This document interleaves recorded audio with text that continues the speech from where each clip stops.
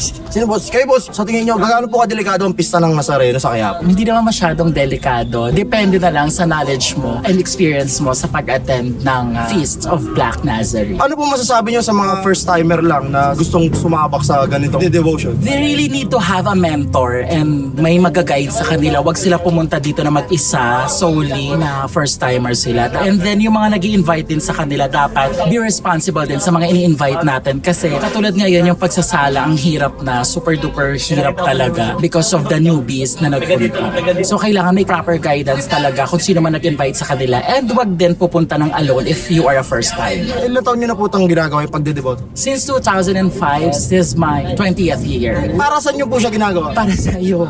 Ay, kung naman sa akin. Big personal wish and devotion ko na talaga siya. And for health then na mga mahal sa buhay. Parang ikaw nga. Maraming salamat po, pangalan nyo? Marie, charing nena. Nena.